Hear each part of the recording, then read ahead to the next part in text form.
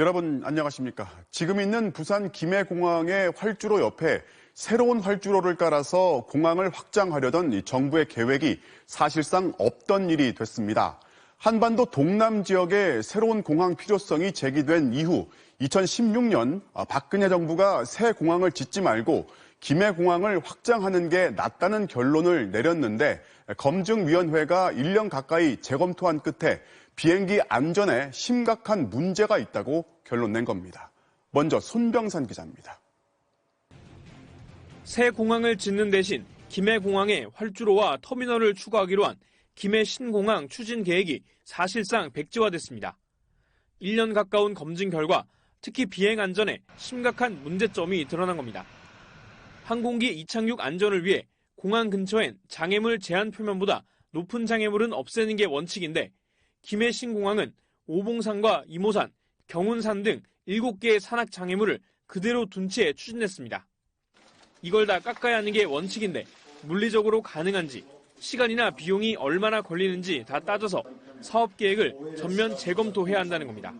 산악장애물 존치를 전제로 수립된 국토부의 기본계획안은 근본적인 검토가 필요합니다. 불가피하게 산들을 안 깎으려면 부산시와 사전 협의해야 한다는 것도 법제처 유권 해석인데 그렇지 않았던 절차적 문제도 지적됐습니다. 이 밖에도 주변 부지가 제한돼 활주로를 더 추가하거나 연장하는 게 불가능하다는 판단도 더해졌습니다. 결론적으로 김해 신공항 계획은 상당 부분 보완이 필요하고 확장성 등 여러 미래 변화에 대응하기 어렵습니다. 김해공항 확장에 반대해온 부산시는 즉각 김해 신공항항 폐기를 기정사실화한 역사적인 발표라고 환영하며 가덕 신공항의 조속한 추진을 촉구했습니다. 김해 신공항을 추진해온 국토교통부는 검증위 발표를 겸허히 수용한다며 후속 조치를 마련하겠다는 짤막한 입장만 내놨습니다. 정부 관계자는 이번 검증위 발표로 김해 신공항 계획은 사실상 백지화된 거라며 국토부도 김해 신공항 계획을 접을 것이라고 전했습니다. MBC 뉴스 손병산입니다. 김해공항 확장이 사실상 무산되면서 줄곧 대안입지로 지목되어 온 부산의 맨 아래 가덕도가 다시 주목을 받고 있습니다. 여당은 속도감 있게 이 가덕도 신공항을 위한 후속 조치에 들어갔고 야당은 내년 부산시장 보궐선거를 노린 정치적 결정이라고 반발했습니다. 이어서 배주환 기자가 보도합니다. 2년 전 지방선거에서 민주당은 부산, 울산, 경남 광역단체장을 싹쓸이했습니다. 가덕도 신공항의 불씨가 본격적으로 되살아난 건 이때부터. 당선된 단체장들이 김해 신공항으로는 소음과 안전, 환경 문제를 해소할 수 없다며 비판에 나선 겁니다. 김해공항 확장 계획은 국민의 생명과 안전을 위협하는 위험한 결정입니다. 문재인 대통령도 작년 초 부산의 경제인들과 만나 김해 신공항 안을 검증할 필요가 있다는 취지로 언급했습니다. 결국 국토부가 총리실에 종합적인 검증을 의뢰했고 그 결과가 오늘 나온 겁니다. 김해 신공항 백지화가 결정되자마자 민주당은 사실상 가덕도 신공항을 공식화하며 본격적인 속도전에 나섰습니다. 당내에 가덕도 신공항 추진단을 설치하는 한편 추진 절차를 단축하기 위한 특별법을 발의하고 관련 예산 확보에도 속도를 내기로 했습니다. 저도 오래전부터 가덕 신공항 지지 의사를 밝힌 바 있습니다. 우리 앞에 놓인 과제는 합법적 절차를 신속히 진행하는 일입니다. 국민의힘은 정부가 바뀌었다고 국책 사업을 뒤집냐며 사과를 촉구했지만 부산 민심을 의식한 듯 가덕도 신공항 자체는 반대하지 않았습니다. 지켜지지 않는 것은 좀 유감스럽게 생각을 하는데 가덕도 공항에 대한 나름대로 우리 당도 적극적으로 검토를 할 수밖에 없다고 말씀드리죠. 보궐선거를 앞둔 부산 지역 의원들도 힘을 보태겠다며 환영했습니다. 반면 주호영 원내대표가 국책사업을 절차에 맞지 않게 하는 건 감사를 받아야 한다며 감사원 감사를 언급하는 등 대구 경북 출신 의원들은 크게 반발하고 있습니다. 이번 결과에 대해 청와대는 검증위의 독립적인 판단이라며 별도의 입장을 내놓지 않았습니다. MBC 뉴스 배주환입니다. 코로나19 신규 확진자 나흘 연속 200명대를 기록했습니다.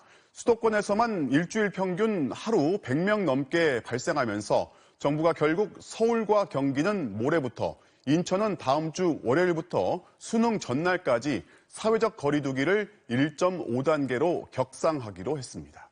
무엇이 어떻게 달라지는지 먼저 박연수 기자입니다. 정부는 코로나19 유행을 차단하고 확산 추세를 반전시키기 위해 수도권의 사회적 거리 두기 단계를 1.5단계로 올렸습니다. 서울과 경기는 모레인 19일 0시부터 수능 시험 전날인 다음 달 2일 자정까지 2주간, 확산세가 덜한 인천은 23일부터 적용됩니다. 수도권의 일주일간 하루 평균 확진자는 111.3명으로 1.5단계 기준인 100명을 넘었고 60대 이상 신규 확진자 수도 39.7명으로 기준인 40명에 거의 근접한 상황입니다. 우리 국민 절반 이상이 밀집한 수도권의 상황이 매우 심각합니다. 지금 결단하지 않으면 훨씬 더 큰 위기가 닥쳐온다는 것을. 격상 기준을 넘어선 강원도의 경우 이미 1.5단계를 시행 중인 원주시 외에 철원군이 추가로 올리기로 했습니다.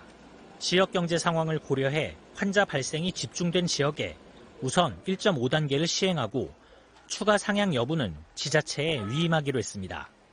비수도권에서는 천안, 아산과 순천 등에 이어 최근 대학병원과 학교, 교회 등에서 환자가 속출하고 있는 광주광역시가 모레인 19일부터 1.5단계를 적용하기로 했습니다. 정부는 2주 안에 확산세를 꺾지 못하면 대규모 유행이 다가올 것이라며 특히 2주 앞으로 다가온 대입 수능 시험을 안전하게 치르기 위해서 방역 강화가 절실하다고 설명했습니다.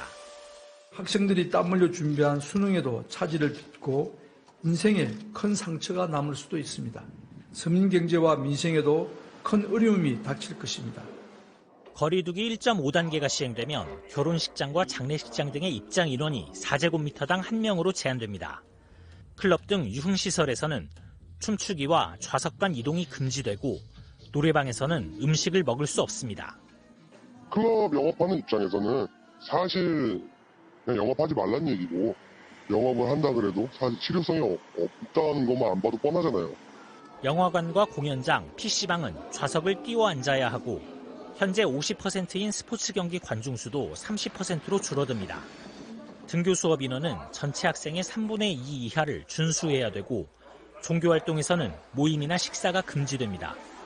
정부는 앞으로 2주 뒤에도 확산세가 잡히지 않으면 거리두기 1.5단계를 연장하거나 2단계로 격상하는 방안을 검토하기로 했습니다. MBC 뉴스 박윤수입니다. 지금 결단하지 않으면 더 큰 위기가 올 거라는 정세균 총리의 말 속에 정부의 고민과 위기감이 담겨 있습니다. 특정 집단의 대규모 감염이 아니라 일상 속으로 파고든 이 생활 감염을 이대로 두면 전국적인 대유행으로 번질 거라는 우려인데요. 오늘도 확진 추세가 그랬습니다. 박진주 기자입니다. 서울 서초구의 한 아파트 단지. 입구에 설치된 선별진료소 앞에 마스크를 쓴 주민 수백여 명이 코로나 검사를 받기 위해 줄을 섰습니다. 아파트 단지 안에 있는 입주민 전용 사우나를 이용한 주민 1명이 확진된 후 사우나에 다녀간 다른 주민과 가족 등 13명이 추가로 감염된 겁니다. 입장 시 입주민 카드로 인증하고 발열 확인을 하는 등의 관리를 하고 있었으나 사우나가 지하에 위치하여 환기가 어려운 것으로 확인되었습니다. 수도권 가을 산악회 모임에서는 지난 12일 첫 환자가 나온 이후 13명이 무더기로 감염됐고 성동구 헬스장 확진자는 17명이 추가됐습니다. 강원도 철원군의 장애인 요양원의 누적 확진자는 17명으로 늘었고 경북 청송과 전남 순천에서도 확진자 발생이 잇따랐습니다. 전국 곳곳에서 집단 감염이 이어지면서 코로나19 신규 확진자는 230명, 나흘 연속 200명대로 계속 증가하고 있습니다. 국내 발생 확진자는 202명으로 지난 9월 2일 이후 76일 만에 가장 많았습니다. 특히 서울을 중심으로 한 수도권 확진자 수는 5일 연속 100명을 넘었는데 서울 지역 누적 확진자는 6,903명으로 신천지 교회발 집단 감염으로 7,206명의 전국 최고 확진자 수를 기록한 대구를 곧 넘어설 것으로 예상됩니다. 전국 유행의 기로에 서 있습니다. 특별히 청장년층을 중심으로 조용한 전파가 지속되고 있습니다.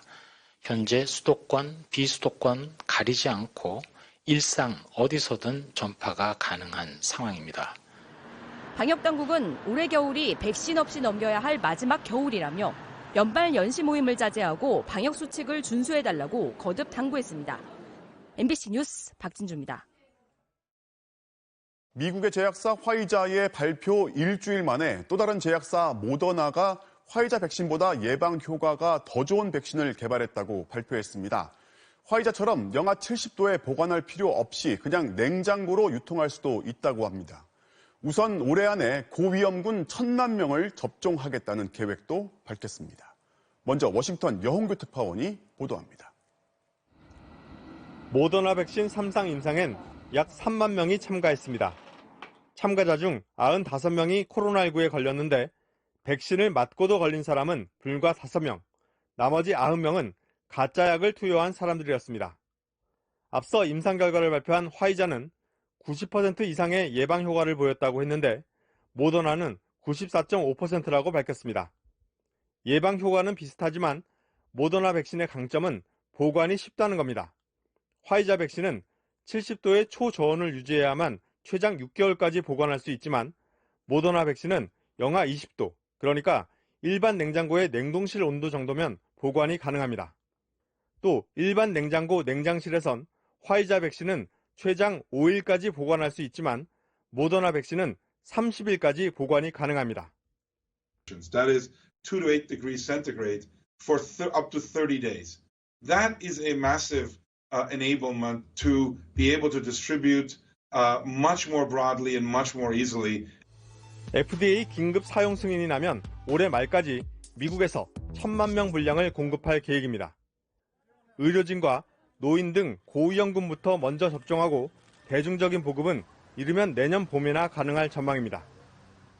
I think this is a really strong step forward to where we want to be about getting control of this outbreak.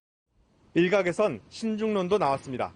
세계보건기구 WHO는 2달 동안 부작용 여부를 관찰해야 한다고 말했고 뉴욕타임스는 외부 전문가들이 평가할 수 있는 구체적 정보가 없다고 지적했습니다. 트럼프 대통령은 모더나 발표 소식에 자신의 재임 중 성과라고 자랑했습니다. 반면 바이든 당선인은 트럼프 대통령을 정조준했습니다. 정권 인수에 협조하지 않으면 백신 공급에 차질을 빚게 되고 더 많은 사람들이 숨질 수 있다고 경고했습니다. If we have to wait until January 20th to start that planning, it puts us behind over a month, month and a half. 백신 개발에 대한 기대감에 뉴욕 증시에서 다우지수는 3만 선에 바짝 다가서며 역대 최고치를 기록했습니다. 워싱턴에서 MBC 뉴스 여홍규입니다.